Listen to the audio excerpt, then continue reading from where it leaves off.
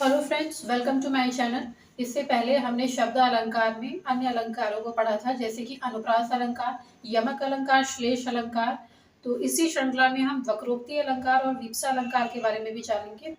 तो यहाँ पे अभी इस वीडियो में वक्रोक्ति अलंकार और वीप्सा अलंकार के बारे में जानेंगे, जिसमें सबसे पहले हम वक्रोक्ति अलंकार के बारे में जानेंगे। तो आइए चलते हैं वक्रोक्ति अलंकार के बारे में समझ लेते हैं कि वक्रोक्ति अलंकार होता क्या है, और अगर ये परीक्षाओं में पूछ लिया जाता है तो हम इसे कैसे समझेंगे और वहाँ पे उसे कैसे पहचान करके सही करेंगे। तो आइए देखते हैं वक्रोक्ति अलंकार क्या है। तो यहाँ पे देखिए, जैसे कि हेडिंग पड़ी हुई है वक्रोक्ति अलंकार। यदि इसका संधि विच्छेद किया जाए तो दो शब्द हमें प्राप्त होंगे, वक्र धन उक्ति। यानी कि वक्र का मतलब होता है टेढ़ी बात, उक्ति का मतलब होता है बात, और वक्र का मतलब होता है टेढ़ी। यानी कि यहाँ पे टेढ़ी बात कही गई होती है, या फिर इसमें जो है वो एक तरीके से गलतफहमी होती है। तो आइए पहले थोड़ा सा परिभाषा देखते हैं, फिर उदाहरणों के माध्यम से और अच्छे से समझ लेंगे। वक्रोक्ति अलंकार में बात किसी और उद्देश्य से कही जाती है, लेकिन समझने वाला उसे कुछ और समझ लेता है। तो आइए ये देखते हैं, नीचे वाले जो आपके उदाहरण हैं उनमें फिर बैठ रहे हैं या फिर नहीं बैठ रहा है। तो पहला जो उदाहरण है वो देखते हैं। उसने कहा जाओ मत बैठो यहाँ। मैंने सुना जाओ मत बैठो यहाँ। तो ये जो है वो हमारा काकू वक्रोक्ति का उदाहरण है।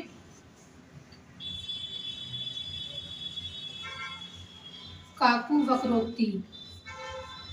वक्रोक्ति अलंकार जो हमारा वो दो प्रकार का होता है, जिसमें ये वाला जो उदाहरण है हमारा वो काकू वक्रोक्ति का है। तो ये जो है वो हमारा काकू वक्रोक्ति का उदाहरण है। तो वक्रोक्ति अलंकार की परिभाषा क्या कह रही है कि वक्रोक्ति अलंकार में बात किसी और उद्देश्य से कही जाती है। ठीक है, अब यहाँ पे जो पहला व्यक्ति है वो कह रहा है, उसने कहा जाओ मत, मतलब वो कह रहा है तुम यहाँ से मत जाओ, यहाँ बैठ जाओ। लेकिन समझने में थोड़ी सी दिक्कत हो गई है, यानी कि बात करने के तरीके में थोड़ी सी दिक्कत हो गई है। तो जो दूसरा व्यक्ति है वो उसे क्या सुन रहा है, मैंने सुना, यानी कि मैंने सुना, मैं दूसरा व्यक्ति हूँ तो मैंने सुना जाओ, यानी कि यहाँ से चले जाओ, मत बैठो यहाँ, या फिर यहाँ पे मत बैठो। जबकि पहला व्यक्ति मुझसे क्या कह रहा है कि तुम यहाँ पर बैठ जाओ, यहाँ से मत जाओ, और मैं क्या सुन रही हूँ कि तुम यहाँ से चली जाओ, यहाँ पर मत बैठो। तो ये इस तरीके से गलतफहमी हो जाती है वक्रोक्ति अलंकार में, यानी कि पहले व्यक्ति ने किसी और सेंस में कहा और हमने उस बात को किसी और सेंस में ले लिया। इसी तरीके से जो हमारा यहाँ पे देखिए वक्रोक्ति अलंकार का दूसरा प्रकार है श्लेष वक्रोक्ति। चूंकि यहाँ पे मैंने लिखा हुआ है कि वक्रोक्ति अलंकार के दो प्रकार हैं, तो पहला जो उदाहरण था वो आपका काकू वक्रोक्ति का था, ये आपका उदाहरण, और दूसरा उदाहरण जो है वो श्लेष वक्रोक्ति का है। तो आइए इसको भी देख लेते हैं, इसे भी समझ लेते हैं। को तुम हो इत आए कहाँ। ठीक है, घनश्याम हम तो बरसों कित जाए। तो यहाँ पे घनश्याम के जो है वो दूसरे व्यक्ति के द्वारा दूसरा अर्थ लगाया जा रहा है। अब यहाँ पे श्री कृष्ण और राधा की बात हो रही है। तो श्री कृष्ण जो है वो दरवाजे के बाहर खड़े हैं, राधा जो है वो अंदर है, और वो पूछ रही हैं को तुम हो, यानी कि तुम कौन हो। ठीक है, को तुम हो इत आए कहाँ, यहाँ कहाँ आए हो। तो श्री कृष्ण जो है वो दरवाजे के बाहर हैं, तो वहां से वो मतलब आवाज दे रहे होंगे या बोल रहे होंगे, ऐसा हम एज्यूम कर लेते हैं। तो को तुम हो इत आए कहाँ, यानी कि राधा पूछ रही है कि तुम कौन हो, यहाँ कहाँ आए हो। तो घनश्याम हम, अब श्री कृष्ण जो है वो बोल रहे हैं कि मैं घनश्याम हूँ, अर्थात मैं श्री कृष्ण हूँ, तो बरसों कित जाए। अब राधा घनश्याम का अर्थ बादल लगा रही है, यानी कि उन्हें लग रहा है कि वो बादल, अपने आप को बादल बता रहे हैं। तो वो कह रहे हैं अगर तुम बादल हो, मतलब कि राधा बोल रही है अगर तुम बादल हो तो बरसों कित जाए, तो कहीं जाके बरस जाओ। यानी कि पहले व्यक्ति ने जो है बात किसी और सेंस में कही और दूसरे व्यक्ति ने उसे कुछ और समझ लिया, मतलब कि उसे एक प्रकार की गलत फहमी हो गई, और यहाँ पे बात जो है वो उसकी दूसरी दिशा में चली गई। तो यहाँ पे एक तरीके से गलत फहमी हो रही है, और ये जो है हमारा श्लेष वक्रोक्ति जो है उसका उदाहरण है। ये श्लेष वक्रोक्ति का उदाहरण है।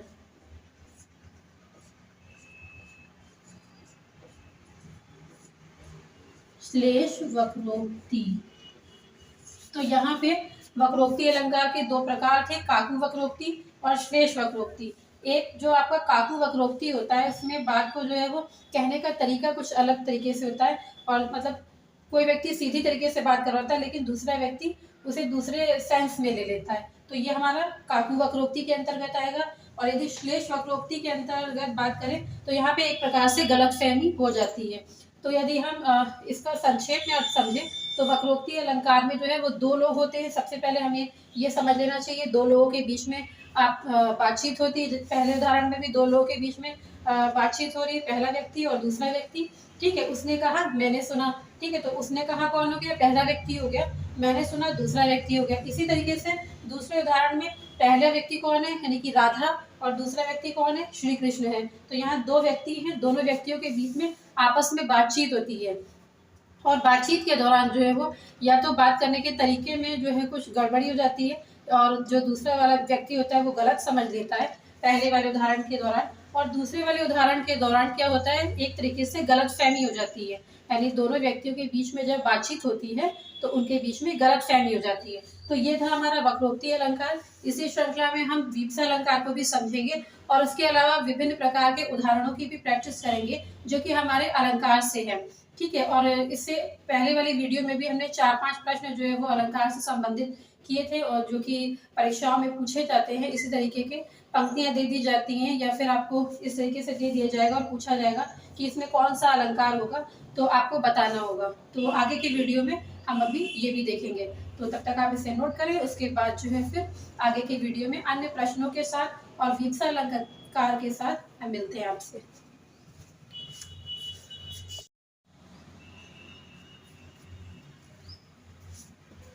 आइए इसके बाद समझते हैं वीप्सा अलंकार। इससे पहले हमने समझा था वक्रोक्ति अलंकार को, तो आइए वीप्सा अलंकार देखते हैं। तो इसकी परिभाषा देख लेते हैं थोड़ा सा। जब एक शब्द दो बार आए परंतु उनके अर्थ समान हो, वहाँ वीप्सा या पुनरुक्ति अलंकार होता है। तो इस परिभाषा को जो है उदाहरणों के माध्यम से समझने का प्रयत्न करते हैं। जैसे पहला उदाहरण है, धरती ने खिलाए हैं ज्वलंत लाल लाल। तो यहाँ पे परिभाषा कह रही है जब एक शब्द दो बार आए, तो यहाँ पे कौन सा शब्द दो बार आया है, लाल लाल शब्द जो है वो दो बार आया है। तो एक शब्द दो बार आया है यहाँ पे लाल लाल, ठीक है, परंतु उनके अर्थ समान हो, यानी कि लाल लाल यहाँ पे जो कहा गया है लाल रंग से ही संबोधित किया गया है। तो यहाँ पे जो है वो एक शब्द जो है वो दो बार आया है, इसलिए यहाँ पे वीप्सा अलंकार होगा। तो धरती ने खिलाए हैं ज्वलंत लाल लाल, यहाँ पे जो लाल लाल शब्द है ये दो बार रिपीट हुआ है, इसलिए यहाँ पे आपका वीप्सा अलंकार होगा। उसके बाद अगला देखते हैं, फेरी फेरी वर्षा की ऋतु आई। तो अब यहाँ पे फेरी फेरी शब्द जो है वो रिपीट हुआ है, जैसा कि ऊपर परिभाषा में बताया भी गया है। एक शब्द दो बार आए, तो एक शब्द दो बार आ रहा है, स्वरूप में दोनों जो है वो एक जैसे हैं, और इनका अर्थ जो है वो भी एक ही है। परिभाषा में भी आपको यही बताया गया, उनके अर्थ समान हो, तो इनके अर्थ भी जो है वो समान है। तो ये जो है यहाँ पे शब्द का रिपीटेशन हुआ है, तो इसलिए यहाँ पे हमारा ये जो है वो वीप्सा अलंकार का उदाहरण है। तो ये वीप्सा अलंकार था, आई होप आपको समझ में आया होगा। ये सबसे सरल अलंकार होता है आपका, तो इसको आप जो है वो नोट कीजिए। उसके बाद जो है हम अपने अगले प्रश्नों की ओर बढ़ते हैं, जो कि अलंकार से संबंधित है हमारे, और बहुत ही महत्वपूर्ण प्रश्न है।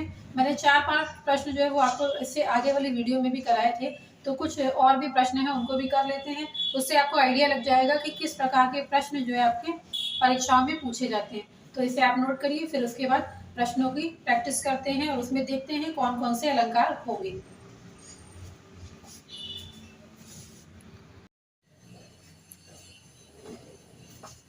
इस वीडियो में इससे पहले हमने वक्रोक्ति अलंकार के बारे में जाना था और वीप्सा अलंकार के बारे में जाना था। तो आइए उससे संबंधित अर्थात अलंकारों से संबंधित कुछ प्रश्न कर लेते हैं। आइए पहला प्रश्न देखते हैं। तो पहला प्रश्न है हमारा, खग कुल कुल कुल सा बोल रहा, किसलय का अंचल डोल रहा। इसमें कौन सा अलंकार है अब आपको बताना है। यहाँ पे आपको मैंने 5 ऑप्शन दिए हैं। जैसा कि आप देख रहे होंगे बीपीएससी में कई बार 5 ऑप्शन भी आ जाते हैं। तो यहाँ पे देखिए 5 ऑप्शन दिए हैं आपको। पहला है अनुप्रास अलंकार, दूसरा है वक्रोक्ति अलंकार, तीसरा है यमक अलंकार, और चौथा है एक से अधिक। अर्थात एक से अधिक का मतलब है इसमें एक से अधिक अलंकार होंगे, और उसके अलावा इनमें से कोई नहीं। तो अब आपको देखना है कि इसमें कौन सा अलंकार होगा। तो यहाँ पे देखिए, देखते हैं। तो सबसे पहले हम पंक्तियों का अर्थ समझ लेते हैं। खग कुल, तो खग कुल का यहाँ पे मतलब क्या है, यानी कि खग का परिवार। खग कौन, पक्षियों का परिवार या पक्षियों का समूह कह सकते हैं एक तरीके से। कुलकुल, कुलकुल का अर्थ है यानी कि वो कलरव कर रहा है, यानी पक्षियों के द्वारा कलरव की ध्वनि की जा रही है, यानी कि बोला जा रहा है, कलरव किया जा रहा है। सब बोल रहा है, कलरव करते हुए बोल रहे हैं पक्षी, पक्षियों का समूह जो है वो बोल रहा है। किसलय का अंचल डोल रहा, अर्थात ऐसा प्रतीत हो रहा है जब प्रातःकालीन जो है वो मंद मंद वायु जो है वो चल रही है और वो पेड़ पौधों की जो पत्तियां हैं उन्हें छू रही है, तो ऐसा लग रहा है कि जैसे कि उनका आंचल डोल रहा हो, जैसे कि किसी स्त्री की साड़ी का जो आंचल होता है वो डोलता रहता है हवा में। इसी प्रकार से ऐसा जब पेड़ पौधों की पत्तियां हिल रही हैं तो ऐसा प्रतीत हो रहा है कि जैसे वो उनका आंचल डोल रहा है। किसका आंचल डोल रहा है? पेड़ पौधों का आंचल जो है वो डोल रहा है, या पेड़ पौधों की पत्तियां जो हिल रही हैं वो आंचल के समान प्रतीत हो रही है। तो यहाँ पे अब आपको ये बताना है कि इसमें कौन सा अलंकार होगा। तो सबसे पहला जो है वो अनुप्रास अलंकार। तो जब मैंने आपको अनुप्रास अलंकार पढ़ाया था तो मैंने बताया था आपको उसमें जो है वर्णों की आवृत्ति होती है, अर्थात वर्णों का रिपीटेशन होता है। तो एक वर्ण जो है वो देखने को आपको मिलता है, वो भी कई बार देखने को मिलता है। तो देखते हैं इन पंक्तियों में क्या हमारा वर्ण का रिपीटेशन हो रहा है। तो यहाँ पे देखिए का वर्ण जो है वो 3 बार आया है, तो यहाँ पे आपका अनुप्रास अलंकार होगा। ठीक है, तो यहाँ पे हम अनुप्रास अलंकार टिक कर देते हैं क्योंकि यहाँ पे वर्णों की आवृत्ति हो रही है, इसलिए इसमें अनुप्रास अलंकार होगा। उसके बाद अगला है हमारा वक्रोक्ति अलंकार। तो वक्रोक्ति अलंकार के अंतर्गत जैसा कि मैंने आपको बताया था कि उसमें जो है दो लोग आपस में बातचीत करते हैं और उसके बाद जो है वो गलतफहमी हो जाती है। तो यहाँ पे कहीं ऐसा प्रतीत नहीं हो रहा है कि जैसे दो लोग आपस में बातचीत कर रहे हो और आपस में गलतफहमी जैसी चीज हो रही हो। तो यहाँ पे हमारा वक्रोक्ति अलंकार नहीं होगा, इसलिए यहाँ पे इसे हम क्रॉस कर देते हैं। उसके बाद तीसरा है हमारा यमक अलंकार। तो देखते हैं इन पंक्तियों में क्या हमारा यमक अलंकार है। तो यमक अलंकार जब मैंने आपको पढ़ाया था तो मैंने आपको बताया था कि उसमें जो है वो दो शब्द एक जैसे जो है वो रिपीट होते हैं और उनके अर्थ जो होते हैं वो भिन्न भिन्न होते हैं। जैसे कि मैंने आपको कनक कनक ते सौगुनी मादकता अधिकाय ये वाला उदाहरण जो है उसके माध्यम से बताने का प्रयत्न किया था। तो आइए यहाँ देखते हैं कि यमक अलंकार है या नहीं। तो यमक अलंकार में शब्दों का रिपीटेशन होता है जैसा कि मैंने आपको बताया था। तो यहाँ पे खग कुल, तो कुल शब्द जो एक बार यहाँ आया है, उसके बाद ये जो है वो कुल कुल जो है वो एक ही सेंस में आया है। तो यहाँ पे जो है वो कुल कुल शब्द जो है वो 2 बार आया है। एक बार खग कुल का मतलब क्या है हमारा, इस खग कुल का मतलब है हमारा पक्षियों का समूह, या ये कह सकते हैं कि पक्षियों का जो परिवार है उसके लिए कहा गया है। और दूसरा जो ये खग कुल शब्द आया है ये उनके कलरव करने से, जैसे पक्षियों के द्वारा जो आवाज की जाती है उसे कलरव कहा जाता है। तो वो कुल का अर्थ यहाँ पे क्या है? कलरव है। तो यहाँ पे इसलिए यमक अलंकार भी होगा हमारा, क्योंकि यहाँ पे 2 शब्द आपके आ रहे हैं और दोनों के जो अर्थ है हमारे वो क्या है? भिन्न भिन्न है, इसलिए यहाँ पे हमारा यमक अलंकार होगा। उसके अलावा अगर हम देखें कि क्या इसमें वीप्सा अलंकार होगा, तो जी हाँ, इसमें वीप्सा अलंकार भी होगा, क्योंकि मैंने जब वीप्सा अलंकार आपको पढ़ाया था तो आपको बताया था कि कुल कुल जैसे ये शब्द आ रहे हैं, इसी तरीके से उसमें लाल लाल शब्द आ रहे थे, फेरी फेरी शब्द आ रहे थे, यानी एक शब्द जो है वो 2 बार आते हैं और वो भी जोड़े में आते हैं। तो यहाँ पे देखिए जोड़े में आ रहे हैं और बीच में आपका योजक चिन्ह भी लगा है, तो इसमें वीप्सा अलंकार भी होगा। तो आइए देखते हैं नीचे के ऑप्शन अपने क्या कह रहे हैं। एक से अधिक, तो यहाँ पे भी पूछा गया क्या इन पंक्तियों में एक से अधिक अलंकार है। तो यहाँ पे जो है वो हमारा क्या है, हाँ, इसमें जो है हमारा एक से अधिक अलंकार जो है वो होगा। और इनमें से कोई नहीं, तो ये वाला जो ऑप्शन है इसे काट देंगे, क्योंकि इसमें जो है वो हमारे कितने अलंकार है? 2 अलंकार। और इसमें जो ऑप्शन में नहीं है वो हमारा वीप्सा अलंकार है, वीप्सा अलंकार भी इसमें है। तो यहाँ पे हमारा सही ऑप्शन अगर आपसे पूछा जाएगा तो आप इसमें एक से अधिक जो है उसमें लगाएंगे, यानी कि एक से अधिक अलंकार है, क्योंकि इसमें अनुप्रास अलंकार भी है, यमक अलंकार भी है। आपको ऐसा नहीं करना कि केवल जो है वो अनुप्रास लगा के आ गए या केवल जो है यमक लगा के आ गए, आपको लगाना होगा एक से अधिक अलंकार। कई बार ऐसी पंक्तियां आ जाती हैं, क्योंकि जो पेपर वाले होते हैं वो जो है हमें कंफ्यूज करने के लिए इस प्रकार की पंक्तियां जो है वो दे देते हैं। तो वहाँ पे आपकी प्रैक्टिस काम आती है कि आपने कितने अच्छे से जो है वो पंक्तियों का अर्थ समझ रखा है, क्योंकि जब आपको अर्थ क्लियर होता है तो आप परिभाषा से कनेक्ट करके उसका जो है वो अर्थ समझ करके यहाँ पे ऑप्शन को टिक करते हैं और आपका आंसर जो है वो सही हो जाता है। जनरली बच्चे क्या करेंगे, इसमें यमक अलंकार लगा के आ जाएंगे, लेकिन इसमें जो है आपका अनुप्रास अलंकार भी है और वीप्सा अलंकार भी है। और अगर देखें तो यहाँ पे जो है आंचल की बात की जा रही है, यानी कि जैसे स्त्री का आंचल होता है उसी प्रकार से जो है यहाँ पे पेड़ पौधे जो है वो हिल रहे हैं। तो एक तरीके से इसमें मानवीकरण अलंकार भी होगा, जो कि यहाँ ऑप्शन में नहीं है। तो वो आपको देखना पड़ेगा कि आपकी पंक्तियाँ जो है वो किस प्रकार से क्या अर्थ दे रही हैं, उसके हिसाब से आपको ऑप्शन में टिक लगाना पड़ेगा। तो यहाँ पे जो है वो आपका एक से अधिक जो है वो सही होगा। तो ये आप इसको नोट कर लीजिए। उसके बाद जो है वो नेक्स्ट जो भी प्रश्न है उनको हम करेंगे।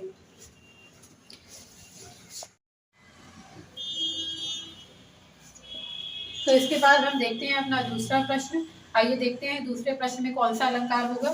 तो यहाँ पे जो पंक्ति दी गई है सबसे पहले से देखते हैं, मैं सुकुमारी नाथ बन जोगू, इसमें कौन सा अलंकार होगा। तो जो पहला प्रश्न था उसी की भांति यहाँ पे जो है 5 आपको ऑप्शन दिए गए हैं। अनुप्रास अलंकार, वक्रोक्ति अलंकार, यमक अलंकार, एक से अधिक, इनमें से कोई नहीं। तो अब आपको देखना है कि ऊपर की पंक्तियों में कौन सा अलंकार होगा। यहाँ जो सुकुमारी शब्द आया है ये 2 सेंस में आया है। पहला जो है वो हमारा आया है, सुकुमारी शब्द जो पहला आया है हमारा कोमल कन्या,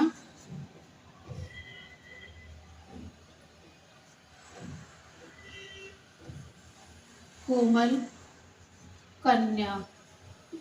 और दूसरा जो आया है वो हमारा आया है सही पात्र, सही पात्र। तो यहाँ पे इन पंक्तियों का जो अर्थ है सबसे पहले वो समझ लेते हैं। तो यहाँ पे इन पंक्तियों का अर्थ है, यहाँ पे 2 लोगों के बीच में पहले तो बातचीत हो रही है और वो 2 लोग कौन है, पहले तो श्री राम है और दूसरी जो है वो सीता जी है। तो उनके आपस में बातचीत हो रही है। तो सबसे पहले यहाँ पे पहला अर्थ समझते हैं, मैं सुकुमारी नाथ बन जोगू। यहाँ पे सीता जी कह रही हैं कि मैं सही पात्र हूँ, ठीक है। मैं सुकुमारी अर्थात मैं जो है वो सही पात्र हूँ, नाथ श्री राम जी को कह रही हैं। वन जोगू यानी कि वन में जाने के लिए। अब वो श्री राम जी से कह रही है कि हे नाथ, मैं जो है वो सही पात्र हूँ वन जाने के लिए। परंतु श्री राम जी उसका जो है उनको गलतफहमी हो जाती है और वो उनका उसका अर्थ जो है कुछ और समझ लेते हैं। वो सोच लेते हैं कि सीता जी कह रही हैं कि मैं सुकुमारी अर्थात मैं कोमल कन्या हूँ, नाथ वन कैसे जाऊँ, ठीक है। नाथ वन जोगू मतलब कि वन में कैसे जाऊँ, ठीक है। तो यहाँ पे जो 2 अर्थ में आया है ये वाक्य। तो इसमें पहला अर्थ जो है सीता जी के द्वारा कहा जा रहा है कि मैं सही पात्र हूँ वन जाने के लिए, परंतु राम जी को गलतफहमी हो जाती है और वो सोचते हैं कि सीता जी कह रही हैं कि मैं तो कोमल कन्या हूँ, मैं वन कैसे जाऊँ। तो यहाँ पे देखते हैं कौन सा अलंकार होगा। तो सबसे पहला ऑप्शन है अनुप्रास अलंकार। तो अनुप्रास अलंकार में जैसा कि मैंने आपको बताया था कि इसमें वर्णों की आवृत्ति होती है, यानी वर्णों का रिपीटेशन होता है। तो यहाँ पे इस पंक्ति में कहीं भी वर्णों का रिपीटेशन नहीं हो रहा है, इसलिए सबसे पहला जो ऑप्शन है हमारा अनुप्रास अलंकार का, इसे कट कर देते हैं। उसके बाद अगला है वक्रोक्ति अलंकार, इसे भी हम छोड़ देते हैं। नीचे वाले में आते हैं यमक अलंकार। तो यहाँ पे जो है वो शब्दों का रिपीटेशन कहीं भी नहीं हुआ है, इसलिए जो है यहाँ पे यमक अलंकार भी नहीं होगा। और एक से अधिक अलंकार, क्योंकि यहाँ पे 2 ऑप्शन तो कट हो गए, एक से अधिक अलंकार यहाँ पे नहीं होगा, तो ये भी हमारा कट हो गया। उसके बाद चौथा ऑप्शन है हमारा, ये चौथा ही लास्ट ऑप्शन है हमारा, इनमें से कोई नहीं। तो इसमें जो है वो हमारा वक्रोक्ति अलंकार होगा। तो यहाँ पे हमारा क्या होगा, वक्रोक्ति अलंकार होगा, क्योंकि मैंने बताया था आपको वक्रोक्ति अलंकार में 2 लोग होते हैं, उनके बीच में बातचीत होती है और दूसरे व्यक्ति को पहले व्यक्ति की बात सुन करके गलतफहमी हो जाती है। तो यहाँ पे हमारा क्या होगा, वक्रोक्ति अलंकार होगा। तो इसे आप नोट करिए। उसके बाद अगला प्रश्न देखते हैं।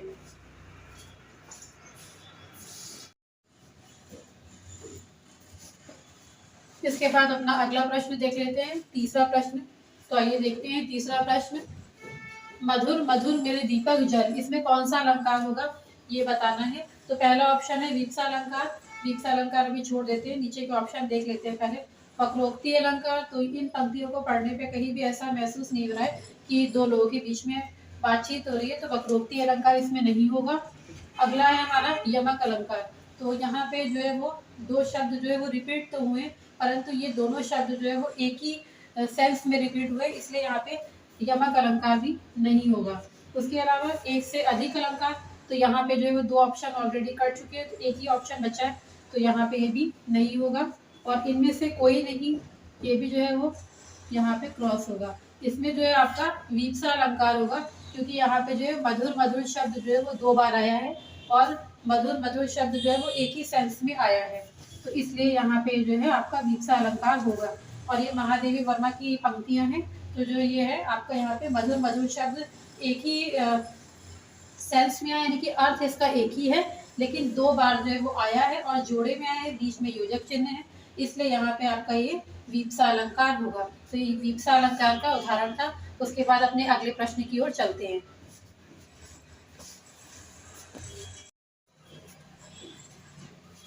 तो इसके बाद देखते हैं अपना अगला प्रश्न, जो कि चौथा प्रश्न है। आइए देखते हैं, जो कि ब्लैक बोर्ड पे है। मंगन को देख पट देते हैं बार बार, इसमें कौन सा अलंकार होगा ये बताना है।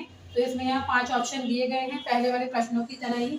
तो यहाँ पे जो पट शब्द है ये 2 अर्थों में आया है। पहला जो अर्थ है यहाँ पे वो है आपका वस्त्र, और दूसरे अर्थ की यदि बात की जाए तो वो है आपका दरवाजा। तो यहाँ पे ये हो गया दरवाजा, ठीक है। तो ये एक शब्द है, लेकिन यहाँ पे अर्थ इसके अनेक दिए गए हैं। तो सबसे पहले इन पंक्तियों का अर्थ समझ लेते हैं। मंगन को देख पट देते हैं बार बार। तो यहाँ पे बताया गया है कि भिखारी व्यक्तियों को देख करके जो सज्जन व्यक्ति होते हैं वो पट देते हैं बार बार, यानी कि बार बार जो है वो पट देते हैं, अर्थात वस्त्र प्रदान करते हैं। यानी जब भी कोई भी भिखारी जो है वो सज्जन व्यक्तियों के दरवाजे पे आता है, या कोई भी उनके यहाँ आता है तो भीख मांगने वाला तो या मांगने वाला, तो वो उसे वस्त्र प्रदान करते हैं। जबकि जो दुर्जन व्यक्ति होते हैं, या ये कह सकते हैं लालची प्रवृत्ति के व्यक्ति होते हैं, वो क्या करते हैं, मंगन को देख यानी कि मांगने वालों को देख करके बार बार उनके मुंह पे जो है वो दरवाजा बंद कर देते हैं, या ये कह सकते हैं कि दरवाजा बंद कर देते हैं। तो इस पंक्ति का जो अर्थ है वो ये था। और पट शब्द जो है उसके 2 अर्थ यहाँ पे बताए गए, यानी कि शब्द एक है और अर्थ जो है वो आपके यहाँ पे अनेक दिखाए गए हैं या बताए गए हैं। तो सबसे पहले ऑप्शन की ओर चलते हैं। तो यहाँ पे अनुप्रास अलंकार होगा या नहीं देखते हैं। तो यहाँ पे वर्णों की आवृत्ति कहीं भी नहीं हो रही है, इसका मतलब है कि इसमें अनुप्रास अलंकार नहीं होगा। उसके बाद जानते हैं कि इसमें वक्रोक्ति अलंकार है या नहीं। तो यहाँ पे ऐसा नहीं लग रहा है कि जैसे कि 2 लोगों के बीच में बातचीत हो रही है, तो यहाँ पे इसलिए वक्रोक्ति अलंकार भी नहीं होगा। इसे भी हम क्रॉस कर देते हैं। अब श्लेष अलंकार जो इसे छोड़ देते हैं, नीचे वाले ऑप्शंस को देखते हैं। एक से अधिक, यानी कि इसमें एक से अधिक अलंकार है, तो यहाँ पे भी हम क्रॉस कर देते हैं, क्योंकि ऑलरेडी हमारे 2 जो ऑप्शन है वो कट चुके हैं। तो यहाँ पे बस अब श्लेष अलंकार वाला ऑप्शन बचा है, इनमें से कोई नहीं। तो अब यहाँ जो है वो इनमें से कोई नहीं वाला ऑप्शन भी कट कर देते हैं, क्योंकि इसमें जो है वो श्लेष अलंकार है। जब मैंने आपको श्लेष अलंकार पढ़ाया था तो उसमें बताया था कि इसमें शब्द एक होता है, परंतु उसके अर्थ जो है वो अनेक होते हैं, या अनेकार्थी शब्द उसमें आपको देखने को मिलते हैं। तो इन पंक्तियों में हमारे जो है वो श्लेष अलंकार होगा। तो ये कुछ प्रश्न थे जो अलंकारों से संबंधित है। आई होप आप सभी को समझ में आए होंगे। तो इसे आप नोट करिए। उसके बाद मिलते हैं अपने अगले वीडियो में, और उसमें हम पढ़ेंगे अर्थालंकारों के बारे में। तो आप इसे नोट करें और फिर उसके बाद नेक्स्ट वीडियो में मिलते हैं।